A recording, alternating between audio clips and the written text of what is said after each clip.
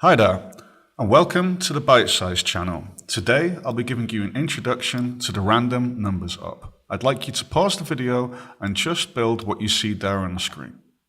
Okay, great. Let's get started. Let's go over here, press escape, and make a random numbers up.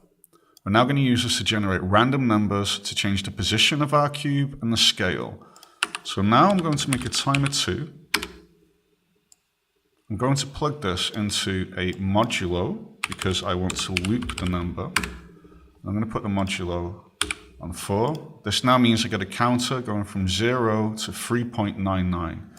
I now only want integer numbers, not floats. So I put in a floor in between, and as you can see, I only get whole numbers.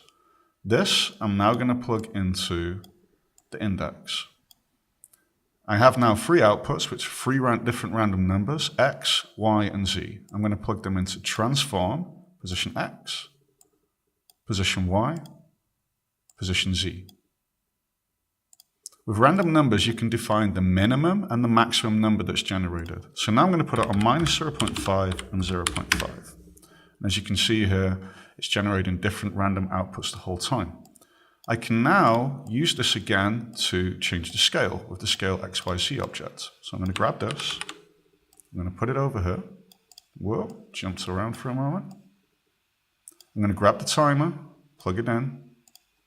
And now these I'm going to plug into scale X, scale Y, and scale Z.